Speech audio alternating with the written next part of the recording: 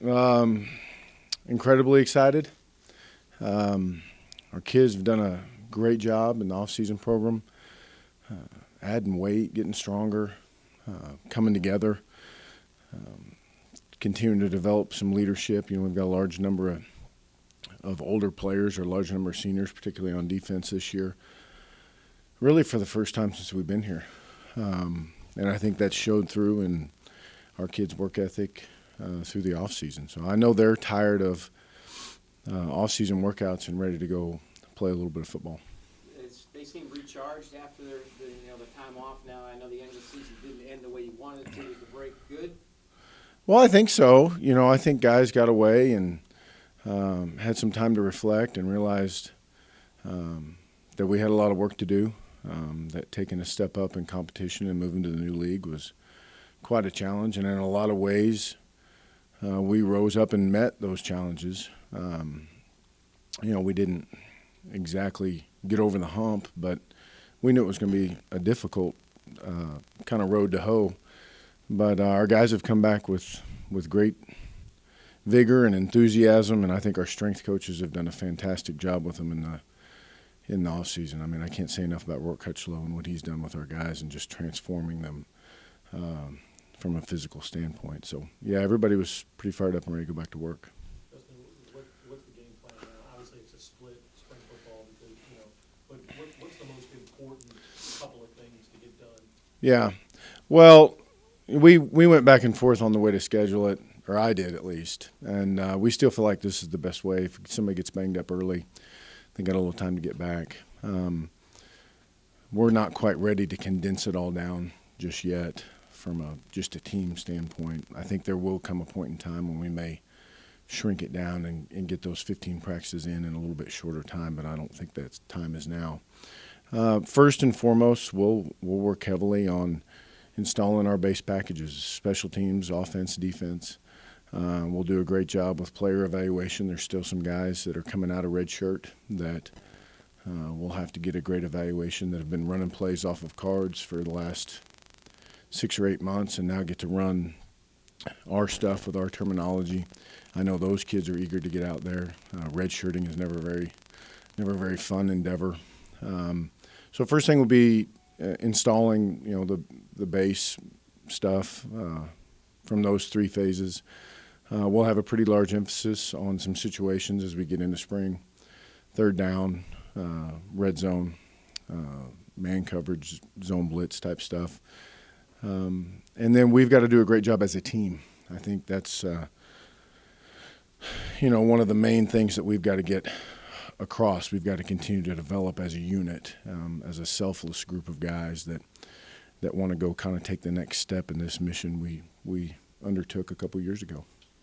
Talk about how Paxton can grow this spring, knowing that he is the starting quarterback this spring and going forward. Well, I think he's probably first and foremost just a little more comfortable with himself and with everybody else, and I think that's important.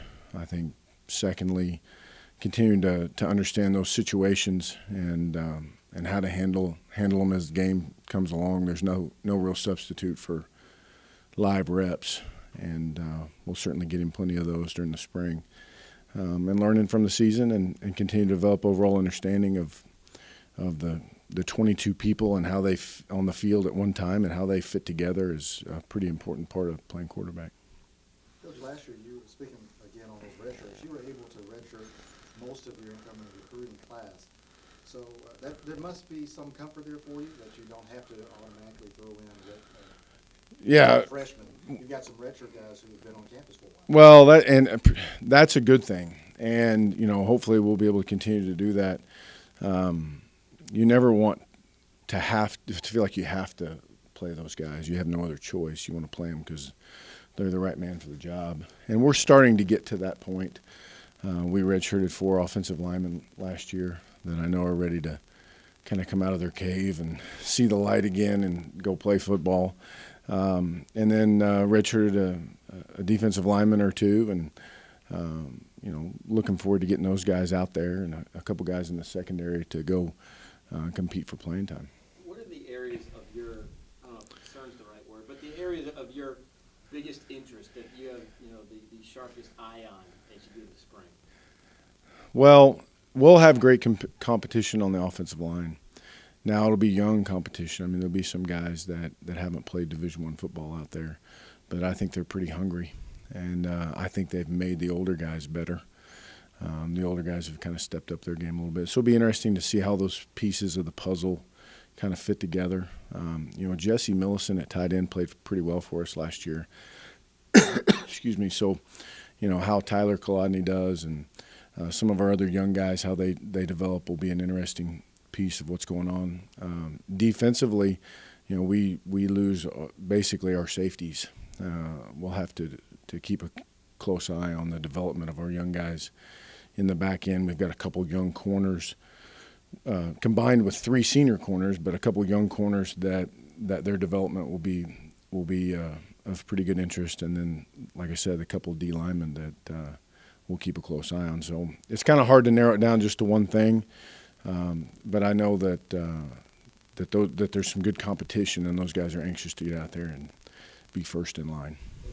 Back to Paxton for a minute. He went through the fires and the trials last year as throwing him out there to get the experience. Do you expect to see a huge step forward from him in this spring as he gets ready for his second season? Well, I certainly expect him to continue to progress. I expect him to continue to master the concepts and decision-making progression and the leadership skills that it takes to play, and I expect those to continue.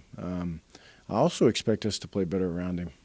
I think we've got to take an onus on ourselves at every position to make sure that we continue to improve to help him out. But I know he's anxious to get out there. You can just kind of see, you just kind of get a feel for him. I think he feels a lot more comfortable out there, which is a good thing. You're losing Louisville out of your conference. Is that anywhere in your thought this spring, or is this just about you guys in-house, what you need to do? No, we're entirely focused on our squad right now, and what we need to do in order to continue to improve and develop as a team. I think that will be the biggest thing as a group is our team leadership, our team accountability. It continues to get better. I think will determine our long-term fate. But no, there won't be much conversation, talk, or attention paid to anybody other than ourselves. Just people may not grasp this, but how important is spring in terms of this is where jobs are won? I mean, it's not just from August through December. Guys can come out over these next month or so and be the guy when the Sure. season rolls around. Well, it's particularly important for your guys that redshirted. I think it's important for everybody. I think practice is important. But to take those guys out of the redshirt year and get them to play in the system and have to think and react as opposed to running a scout team is a huge step. It's not just a physical step, it's a mental step. And I think that's where you see the biggest improvement is the redshirt kids usually, quite honestly, are not real good in the spring, but it helps them when they get to the fall. Usually you see a large improvement between the spring and the fall with those kids. So those reps are pretty precious for us right now to get those guys out there and get them some work. You're not expecting too much from Sunday, though, are you, in terms of what you're going to see actually on the field? I expect it to look like a real football practice is what I expect. I'm excited, yeah. I really am. I expect that if somebody came out there from another country, they'd look out there and say, that's what American football is supposed to look like. That's what I expect Sunday. How important is it that you're able to once again retain most of your staff, including Barry on defense, and to be able to build and to run out of practice in the first one, like you just said? Well, it's important to keep those guys. We've got a great group of men here to help us build this football program. This program is becoming, which is exactly what you want as the head coach, is becoming bigger than any one player or one coach can make it. But to have those guys stay and turn down many, it's not just Barry, many overtures from other places, I think means a lot to us. we're always going to have turnover because we're going to hire really good people, and we've got good people here now. The people we replaced are the people that we brought in are really good people, and those things are going to continue to happen. But it means a lot when those guys stick around. Can you talk a little bit about the guy you announced today, the defensive back coach? Coach Walters, I think is a fine young coach. When you look at where he's been and who he's coached under in the defensive backfield, he's been under some of the most well-respected, most well-established defensive back coaches in all of America. And he's a sharp guy that has taken all of that in and did a great job at North Texas. They took that program from struggling to doing pretty well this past year, and I think he's meshed really well with our kids, and I expect him to do a great job.